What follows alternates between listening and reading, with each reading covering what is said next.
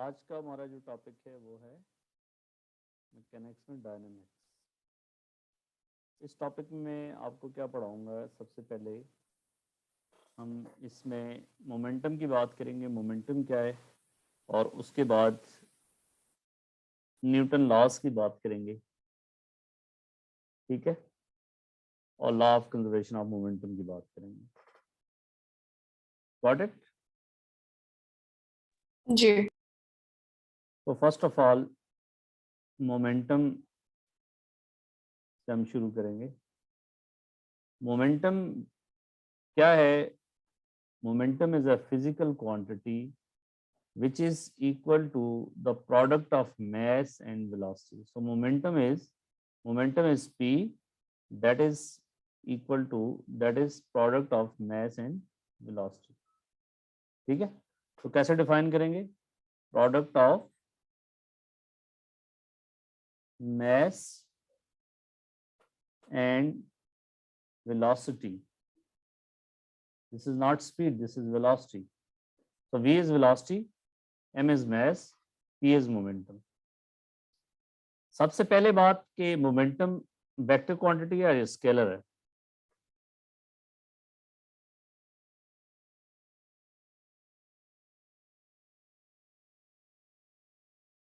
कोई आइडिया?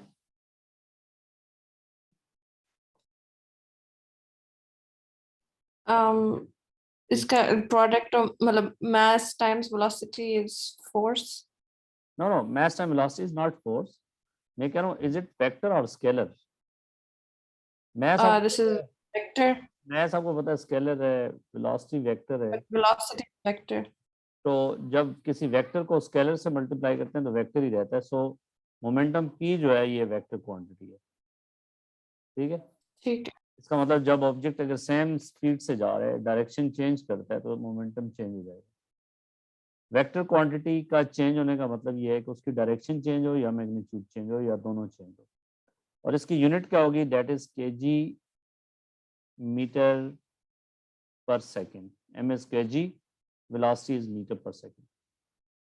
मसलन एक ऑब्जेक्ट इधर जा रहा है, स्पीड, ये स्पीड लिखिए v, इसका मैस m है, और यही ऑब्जेक्ट इधर जा रहा है विद द सेम स्पीड और इसका मैस सेम है, तो क्या मोमेंटम सेम है दोनों दोनों सिचुएशंस में? ऑपोजिट होंगे वो, एक पॉजिटिव ऑब्वियसली, एक। हाँ obviously momentum is a vector quantity. So momentum, ये तो स्पीड दी हुई है, डायरेक्शन जब हम वेलोसिटी की बात करेंगे तो वेलोसिटी की डायरेक्शन डिफरेंट है। अगर हम इसको पॉजिटिव वी कह रहे हैं, ये दोनों वेक्टर एक दूसरे के अपोजिट हैं, तो यहाँ वेलोसिटी नेगेटिव। सो मोमेंटम इधर आपके पास है पॉजिटिव एम वी, यहाँ पे मोमेंटम जो है वो नेगेटिव एम वी। तो momentum will be different, speed is same but velocities are different, ठीक है। तो इसलिए momentum will be different. Vector quantity का नेगेटिव साइन होने का मतलब ये नहीं होता कि क्वांटिटी जीरो से नीचे हो गई है, उसकी डायरेक्शन बदल गई। और अगर आप इसी ऑब्जेक्ट का, फॉर एग्जांपल यही सिचुएशन होती कि जी ये ऑब्जेक्ट किसी सरफेस से टकराने के बाद इसकी स्पीड पहले v थी, बाद में भी v रही, फॉर एग्जांपल एक एक्सपेरिमेंट है, और वेलोसिटीज डिफरेंट हुई। अगर आपसे पूछा जाए what is change in momentum, तो फिर क्या जवाब देंगे आप?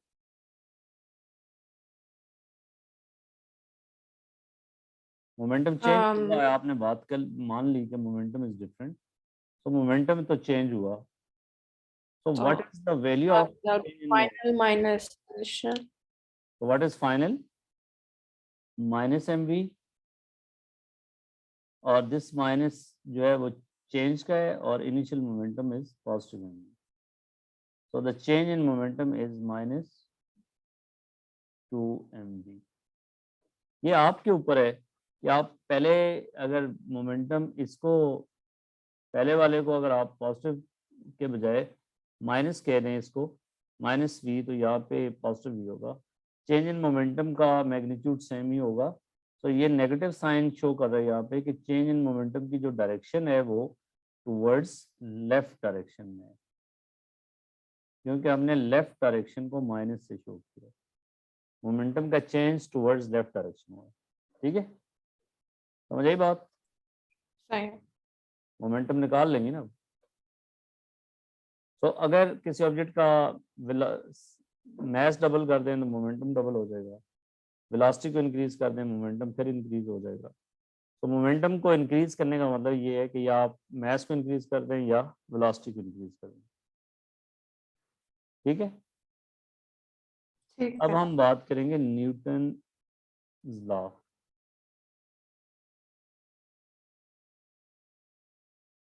न्यूटन का जो फर्स्ट लॉ है, बेसिकली 3 लॉ है। फर्स्ट लॉ ये कहता है कि अगर एक ऑब्जेक्ट रेस्ट पे है, फॉर एग्जांपल ये एक ऑब्जेक्ट है और ये रेस्ट पोजीशन पे है, तो ये रेस्ट पे ही रहेगा जब तक कोई नेट फोर्स इस पे ना लगे। N object at rest will remain at rest until an unbalanced force is applied on it। इस पे फोर्सेस बैलेंस हुई हुई हैं। मतलब कौन कौन सी फोर्सेस लग रही हैं? एक इसका वेट है और एक नॉर्मल कांटेक्ट फोर्स है सरफेस की। ये दोनों फोर्सेस एक दूसरे को कैंसिल आउट कर देंगे। तो इस ऑब्जेक्ट पे कोई अनबैलेंस्ड फोर्स नहीं है, इसलिए ये रेस्ट पे रहेगा।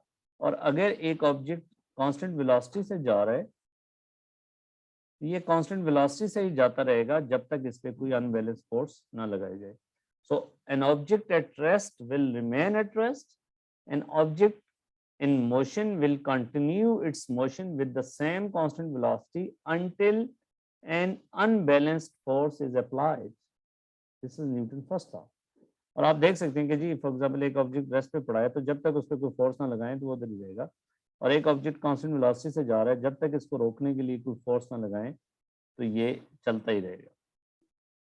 ठीक है, तो डेली लाइफ में आप देखें, आपने एक फॉर एग्जांपल एक ऑब्जेक्ट है, उसको आपने कोई स्पीड दे के छोड़ दिया, ये वेलोसिटी कोई दी और इसको आपने छोड़ दिया, तो ये इवेंचुअली जाके रेस्ट पे आ जाएगा। ये तो चलता नहीं रहा, क्या वजह है?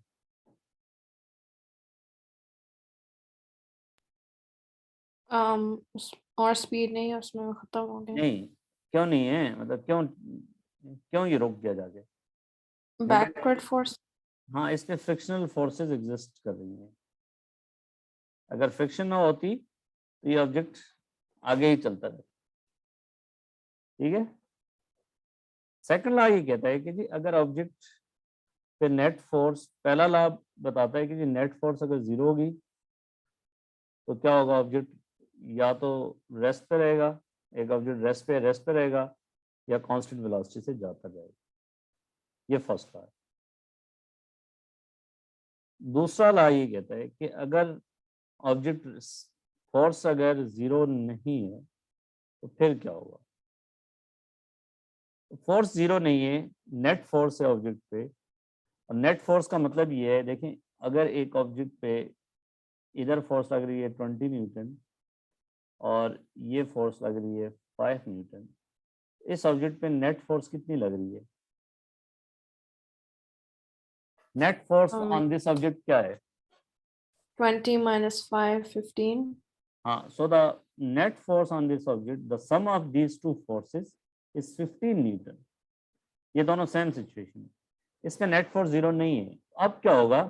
अगर नेट फोर्स नहीं है तो ऑब्जेक्ट एक्सेलरेट करेगा, और वो एक्सेलरेशन जो है that will be directly proportional to net force. If you will increase net force, acceleration will increase, and if you will decrease net force, acceleration will decrease। और दूसरी बात है, acceleration is inversely proportional to the mass of object। इस बात का क्या मतलब है? अगर आपके पास दो डिफरेंट मैसेज हैं, एक का मैस m है, इस पे भी नेट फोर्स F लग रही है, और दूसरा मैस जिसका मैस 2m है, इससे डबल है, तो किस ऑब्जेक्ट पे एक्सेलरेशन कम होगा? इस ए पे या बी पे?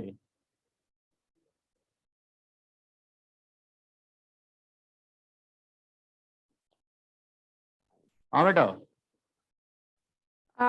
किस पर कम होगा? ये किस तरह पता चलेगा उसको डिवाइड करके? ये इस बात से पता चलेगा कि जिस ऑब्जेक्ट का मास ज्यादा है, अगर फोर्स सेम हो तो उसका एक्सेलरेशन कम होगा। इस बात से acceleration is inversely proportional to mass. इसका मतलब मास ज्यादा होगा तो एक्सेलरेशन कम होगा। बात समझ आई? सही।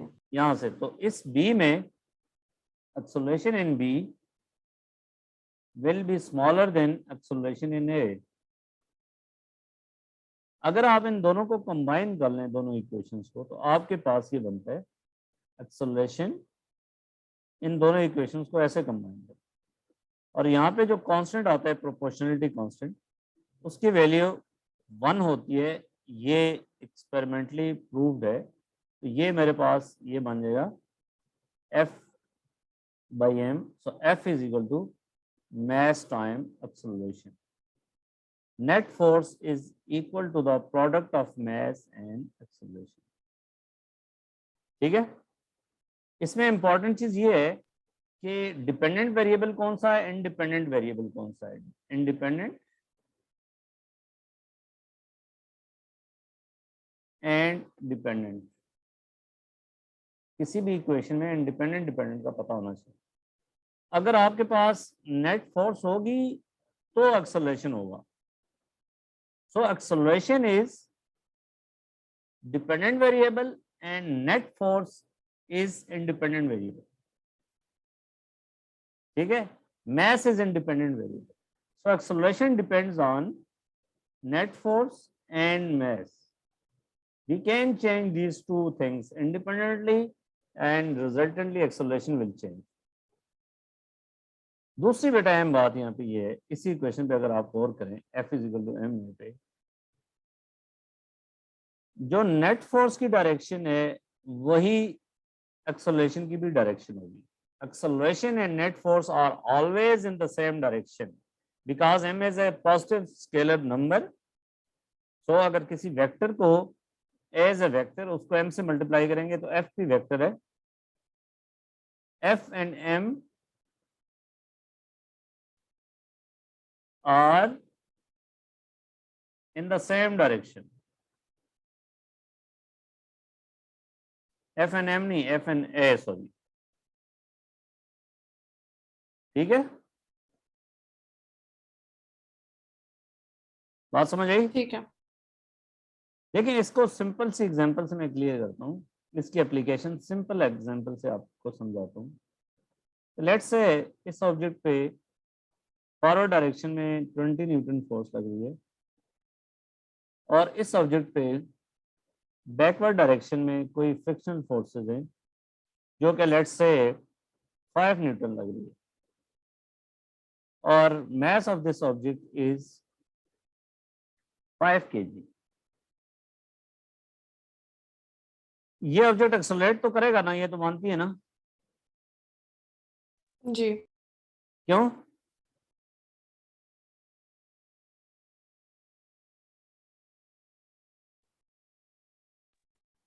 इसमें ये एक तो फोर्स 15 हो जाएगा। हाँ, सो मतलब 15 equal net force is not zero. देखिए एक और इंपॉर्टेंट चीज, पहले लॉ और सेकंड लॉ में लिंक बता दूं। अगर सेकंड लॉ में नेट फोर्स को जीरो कर दूं तो एक्सेलरेशन विल बी जीरो। यहां से देखें, एक्सेलरेशन जीरो होने का मतलब या ऑब्जेक्ट रेस्ट पे है या कांस्टेंट वेलोसिटी से जा रहा है। सो न्यूटन का second law is a general case and first law is the special case of second law। ठीक है? ठीक है।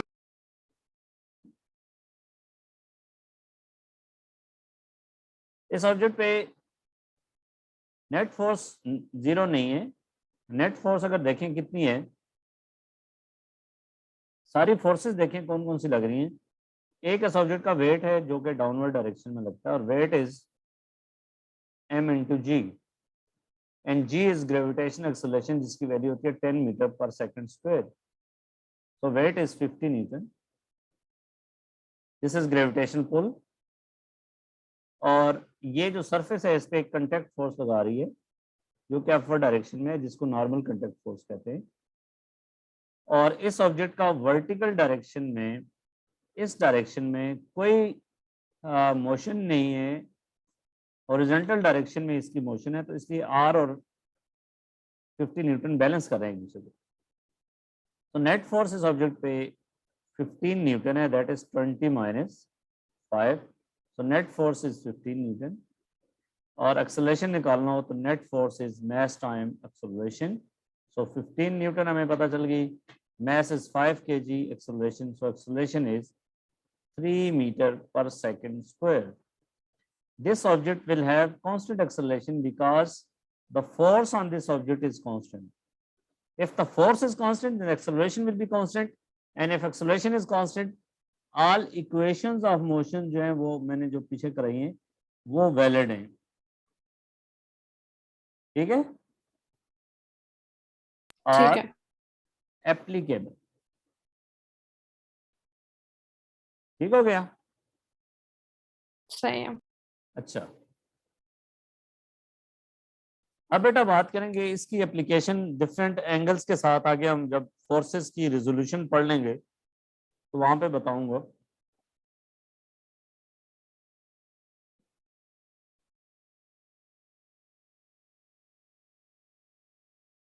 सो ये सिचुएशन बाद में बताऊंगा कि जब अगर फोर्स ऐसे लग रही है ऑब्जेक्ट पे 20 newton at some angle, let's say 60 degree, इस सूरत में सब्जेक्ट पे एक्सेलरेशन कितना होगा, कैसे निकालेंगे, ये हम बाद में डिस्कस करेंगे, अभी रेजोल्यूशन की बात नहीं। अब न्यूटन सेकंड लॉ का जो है मोमेंटम के साथ की रिलेशनशिप है, और वो क्या है कि देखिए एक ऑब्जेक्ट का अगर इनिशियल वेलोसिटी u थी, फाइनल वेलोसिटी v हो जाती है in time t, mass of this object is m। ये क्यों वेलोसिटी चेंज हो गई है? डायनेमिक्स में हम बात करते हैं कि कॉजेज ऑफ मोशन को हम स्टडी कर रहे होते हैं। ये मैं नहीं बताया कि डायनेमिक्स का और काइनेमेटिक्स का फर्क क्या है। डायनेमिक्स में हम मोशन को स्टडी करते हैं उसकी कॉजेज को कंसिडर करते हुए, जैसे फोर्स को कंसिडर कर रहे हैं कि फोर्स से क्या फर्क पड़ेगा। वेयर एज पीछे जब हम बात कर रहे होते थे काइनेमेटिक्स में, तो वहां एक ऑब्जेक्ट एक्सेलरेट कर रहा है तो ये हम नहीं देखते थे कि किस वजह से एक्सेलरेट कर रहा है, लेकिन हम ये देखते थे कि ऑब्जेक्ट एक्सेलरेट कर रहा है तो उसका फ्यूचर क्या होगा, वेलोसिटी कब क्या होगी, and so on. So what is acceleration? बताया था v minus U over T, you remember? जी, So net force is mass time acceleration. If I put net force, value of acceleration, that is v minus u over t, so that is mv minus mu divided by t. So what is mv? This is final momentum. This is momentum of the object over here, pf कह देता हूँ, that is mv, और initial momentum is mu। So momentum जब किसी object पे net force लगती है, ये नेट फोर्स थी तो तब वेलोसिटी चेंज हुई है। तो नेट फोर्स की मदद वजह से वेलोसिटी चेंज होती है, और वेलोसिटी चेंज होने का मतलब मोमेंटम चेंज होता है, और ये इनिशियल मोमेंटम है, ये फाइनल मोमेंटम है। So this is change in momentum divided by T. So net force अगर किसी ऑब्जेक्ट पे होगी तो that will change the momentum of the object, and the net force will be equal to the rate of change of momentum. ये second statement है Newton law की। Net force is equal to rate of change of momentum। ठीक है ना? अब पहली statement ये थी ये इस तरह भी लिख सकते हैं, ये इस तरह भी लिख सकते हैं, लेकिन ज्यादा जनरल केस कौन सा है, बाद वाला है ये चीज, क्योंकि अगर मैथ कांस्टेंट हो तो फिर तो हम ये कहेंगे कि जी F is equal to M है। अगर किसी ऑब्जेक्ट का मैथ चेंज हो जाता है ड्यूरिंग मोशन, पहले मैथ कुछ और था, फॉर एग्जाम्पल मैथ एम था, इसका फ्यूल कंज्यूम हो गया, इसका मैथ भी साथ चेंज हो रहा है, ठीक है, फिर नेट फोर्स का किसके साथ रिलेट करेंगे, फिर मैथ टाइम एक्सेलरेशन तो हम नहीं कह सकते, क्योंकि मैथ तो चेंज होता जा रहा है, तो then it will be equal to the rate of change of moment. तो इसलिए सेकंड केस जो है वो ज्यादा जनरल केस है। सही। अब बेटा बात करते हैं कि जी न्यूटन थर्ड लॉ,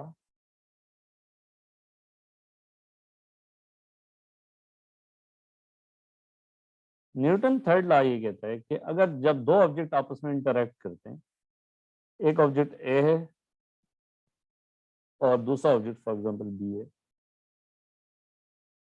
ये ऑब्जेक्ट अगर इस पे फोर्स लगाता है एफ, तो दूसरा ऑब्जेक्ट उतनी ही फोर्स लगाएगा इस पे, लेकिन अपोजिट डायरेक्शन में होगी। If an object A applies force on object B, then object B will also apply force on object A, same magnitude but opposite direction. या हम कहेंगे every action as a reaction equal and opposite reaction.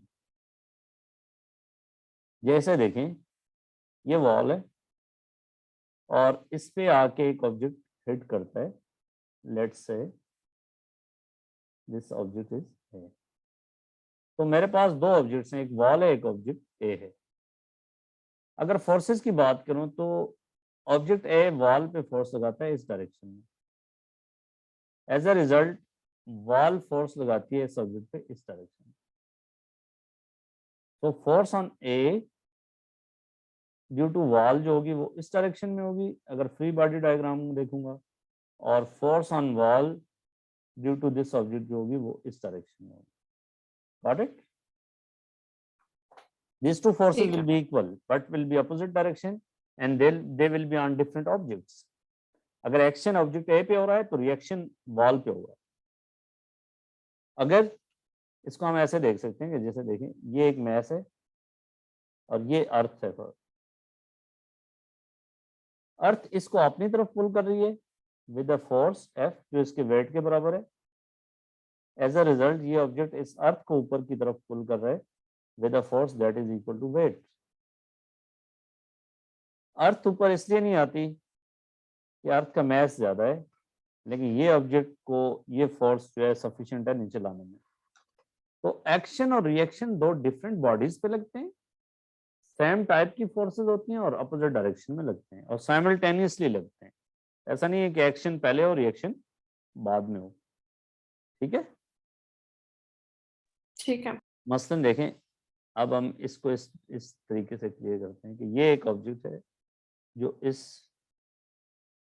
For example ये कोई table है और table के ऊपर ये ऑब्जेक्ट पड़ा है जिसका मैस एम है। सबसे पहले इस मैस पे एक फोर्स जो लग रही है इसका वेट है जो अर्थ लगा रही है। ठीक है, ये अर्थ लीजिए और इसका रिएक्शन जो होगा अर्थ पे ऊपर होगा। ठीक है।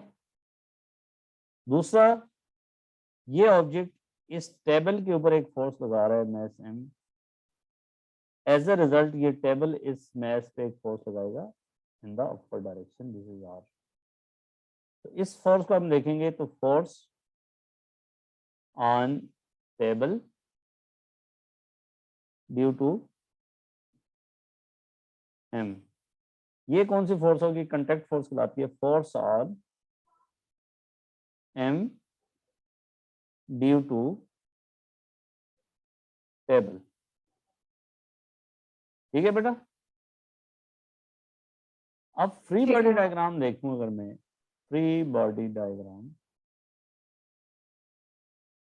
का मतलब ये होता है कि एक बॉडी पे सारी फोर्सेस को हम स्टडी लिखें। मैस एम पे कौन कौन सी फोर्सेस लग रही हैं, मैस एम पे एक वेट लग रहा है ग्रेविटेशन पुल, मैस एम पे एक टेबल की वजह से फोर्स लग रही है अपर डायरेक्शन में, और कोई फोर्स है मैस एम पे?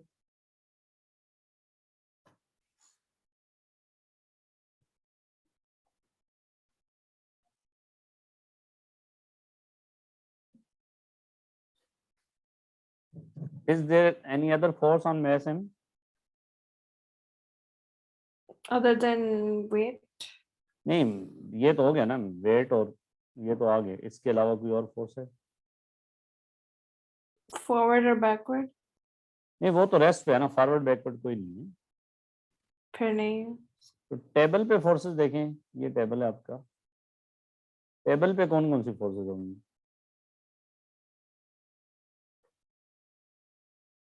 एक फोर्स ऊपर से जो मैस एम लगा रहा था, ये फोर्स Weight होगी, of the block. ठीक है, this is force due to M. जब आप न्यूटन सेकंड लॉ लगाएंगे तो एक ऑब्जेक्ट पे फोर्सेस देखे उस पे लगाना है, और एक टेबल का बेटा वेट होगा जो ग्रेविटी नीचे पुल कर रही है, this is weight of table. Table पे दो फोर्सेस हैं, और अगर एक नीचे ये चूंकि जैसे सरफेस पे पड़ा है, तो एक फोर्स टेबल पे नीचे से ऊपर यहाँ पे नॉर्मल कंटेक्ट फोर्स पे लगेगी, इन दोनों जगहों पे लगेगी, उस एक उसका रिजल्ट में एक लगेगी। These are forces on the table, ठीक है। वेट ऑफ द टेबल, ठीक। force on table due to mass m, and force on table due to lower mass जिसके ऊपर सरफेस जिसके ऊपर ये पड़ा हुआ है इसकी वजह से, ठीक है। ये टेबल है और ये नीचे सरफेस है, फॉर एग्जांपल फ्लोर पे पड़ा हुआ है। तो जब ऑब्जेक्ट पे फोर्सेस की बात करते हैं तो फ्री बॉडी डायग्राम लिख के फिर उसकी सारी फोर्सेस को उस पे न्यूटन लॉ लगाया जाता है,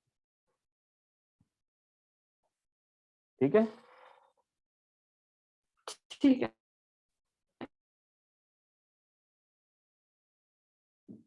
सो न्यूटन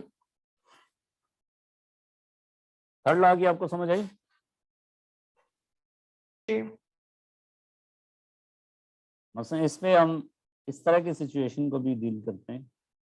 लेट्स से आपके पास दो मैसेज हैं, एक का मैस कैपिटल एम है, दूसरा मैस स्मॉल एम। इस पे आप एक फोर्स लगा रहे हैं F. Let's say surface smooth है, कोई फ्रिक्शन फोर्स नहीं है, फोर्स ऑफ फ्रिक्शन जो है वो अपोज करती है मोशन को। अब देखिए इन ऑब्जेक्ट पे हम फोर्सेस को ड्रॉ करते हैं कि जी कौन कौन सी फोर्सेस इन ऑब्जेक्ट पे लग रही हैं। कैपिटल एम पे एक फोर्स बेटा ये लग रही है, दूसरी फोर्स जो स्मॉल एम इस पे लगाता है वो लग रही है, क्योंकि स्मॉल एम एक फोर्स लगाएगा इस पे। Let's say this is F1। Small M को मैं थोड़ा दूर करके रखता हूँ अभी आपको समझाने के लिए। तो एज अ रिएक्शन इस पे भी एक फोर्स लगेगी जो कैपिटल एम लगाता है। ये फोर्स कौन लगाता है? That is force on this capital M due to this small M. और ये फोर्स क्या है? The force on small M due to this capital M. So they are action reaction pair. और अगर ये सिस्टम एक्सेलरेट कर रहा है इस डायरेक्शन में, तो और फोर्सेस अगर इस पे देखें कौन कौन सी है, एक इस ऑब्जेक्ट का वेट है और एक इस सरफेस पे नॉर्मल कांटेक्ट फोर्स है। ये एक्शन रिएक्शन पेयर नहीं है, वेट अर्थ लगा रही है और डाउनवर्ड डायरेक्शन में टेबल पे, और इसका रिएक्शन जो होगा वो अर्थ पे होगा। तो ये जो कांटेक्ट फोर्स है इस मैस एम पे, ये जो ये सरफेस लगा रही है, फिर इस मैस का भी weight, let's say this is W1 और normal contact force this is R1। दोनों ऑब्जेक्ट एक्सेलरेट कर रहे हैं। अब इसकी इक्वेशन लिखूंगा ना बेटा, कैपिटल एम की इक्वेशन लिखूंगा तो क्या होगा? नेट फोर्स, कैपिटल एम पे नेट फोर्स होगी F minus F1, that is equal to capital M time A। This is net force. And small M पे फोर्स लिखूंगा तो F1 is equal to small m 1 time A। This is according to Newton second law, ठीक है बेटा।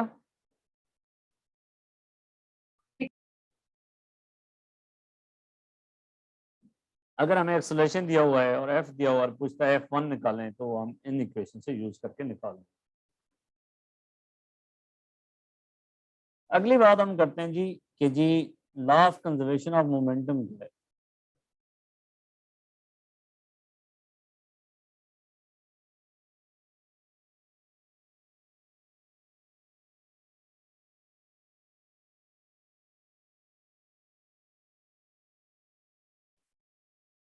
देखो बेटा, जब दो ऑब्जेक्ट आपस में टकराते हैं, पहले मैं आपको सारी सिचुएशन समझाता हूँ। दिस इज m1 और ये ऑब्जेक्ट वेलोसिटी u1 से जा रहा है। ये एक दूसरे मैस जिसका मैस m2 है, इसकी वेलोसिटी u2 है।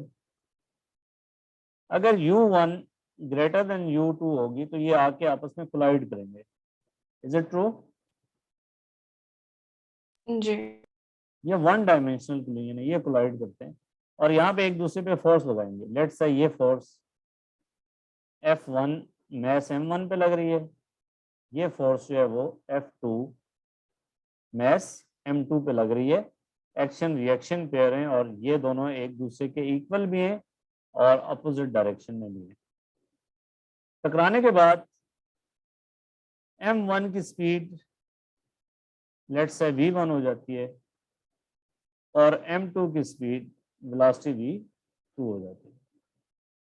कलर से इनको फर्क डाल देता हूँ कि ये आपके पास m1 है और ये इस कलर में है। अब क्या होगा बिफोर कोलिजन और आफ्टर कोलिजन, हम देखेंगे कि जी मैं अब आपको डिराइव कराऊंगा कंजर्वेशन ऑफ मोमेंटम का law.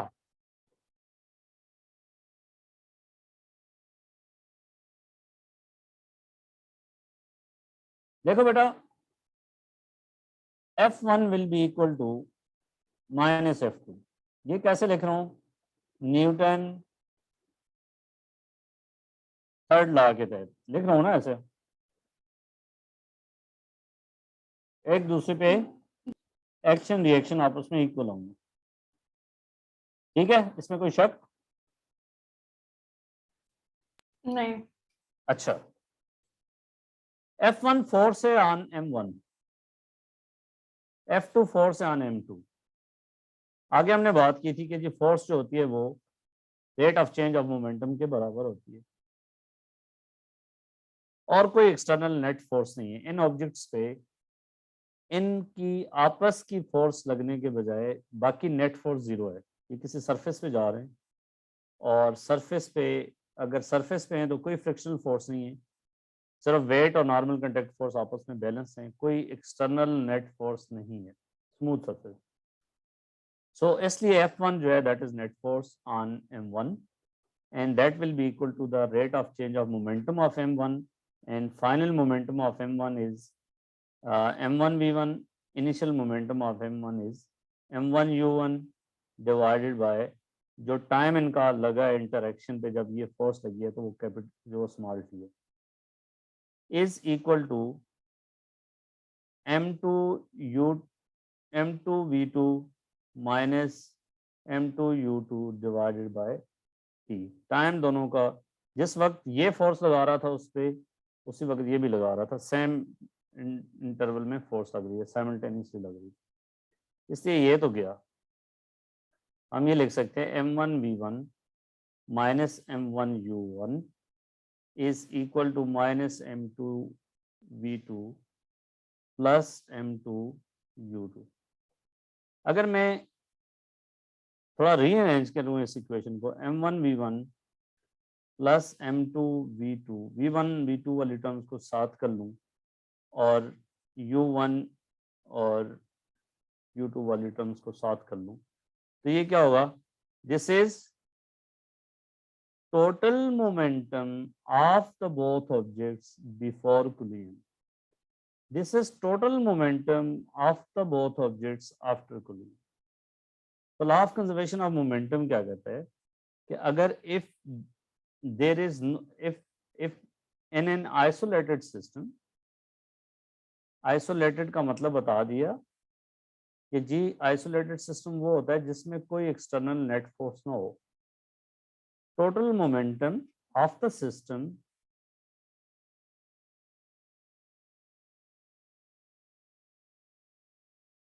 System before collision is equal to total momentum of the system. आपने फिजिक्स नहीं पढ़ी, अगर फिजिक्स पढ़ी होती तो सब कुछ फिजिक्स में भी पढ़ते हैं. After cooling, total momentum of the system after cooling. मतलब टोटल मोमेंटम कंजर्व ही रहता है. और ये law of conservation of momentum जो है वो न्यूटन सेकंड लॉ और न्यूटन थर्ड लॉ का स्पेशल उन दोनों से मिला के बना है. ये वेरी इंपॉर्टेंट बात. ठीक है, इज इट क्लियर? जी. अब देखें इसमें सवाल किस तरह के आते हैं कि जी आपके दो ऑब्जेक्ट्स जा रहे थे और वो टकराए, और उसमें फॉर एग्जांपल में एक ऑब्जेक्ट इधर जा रहा है with velocity 5 meter per second और दिस इज 1 kg मैस. ये दूसरे ऑब्जेक्ट से जाके टकराया, this is moving with velocity 2 meter per second and इसका मैस भी लेट्स से 0.5 kg है. तो इनका कोलिजन टेक प्लेस हुआ आफ्टर कोलाइडिंग. जो पहला 1 kg वाला है वो 4 मीटर पर सेकंड से जा रहा है और 0.5 kg की वेलोसिटी निकालनी है. ठीक है, अब इस तरह का सवाल आएगा. अब देखिए total momentum of the system before collision. इस ऑब्जेक्ट का मोमेंटम है 5 × 1 प्लस, देखिए दोनों की वेलोसिटी की डायरेक्शन सेम है तो इसको हमने पॉजिटिव रखा हुआ है तो हम पॉजिटिव इसको लेंगे. अगर एक ऑब्जेक्ट ये वाला ऑब्जेक्ट दूसरा इधर आ रहा होता, लेट्स से ये वेलोसिटी की डायरेक्शन होती, तो momentum as a vector quantity इसको हम माइनस में लेते. ठीक है, इसको अगर प्लस कह रहे हैं तो इसको माइनस लेते. तो अंडरस्टूड बात है ना? ठीक है बेटा. सो momentum of this object is 2 times 0.5. This is total momentum of the system, or 4 times 1 plus 0.5 times v. So 5 plus 1 is equal to 4 plus 0.5 v. That is 6 minus 4 इधर लें 0.5 v. That is 2 by 0.5 is v. So v is क्या होगा 4 metre per second. मतलब इस बात के क्या है कि अगर ये ऑब्जेक्ट मोमेंटम लूज कर रहा है, अगर ये ऑब्जेक्ट अपना मोमेंटम लूज कर रहा है 5 से 4 हो गई, तो दूसरा ऑब्जेक्ट अपना मोमेंटम गेन कर रहा है, ये 4 मीटर पर सेकेंड हो गया. सो ड्यूरिंग कोलिजन अगर एक ऑब्जेक्ट मोमेंटम लूज करेगा तो दूसरा गेन करेगा. So loss of momentum of one object will be equal to the gain of momentum of other object, but the total momentum before will be equal to total momentum of the both objects after. एक object momentum single object का conserve नहीं रहेगा. देखें 1 kg का conserve नहीं रहा, ये पहले 5 था अब 4 हो गया है. Momentum of single object conserve नहीं रहा, momentum of the both object जो एक दूसरे के साथ इंटरेक्ट कर रहे हैं उनका ऑब्जेक्ट कंजर्व रहेगा, मोमेंटम कंजर्व रहेगा, दोनों का मिला के. ठीक है, इज इट क्लियर?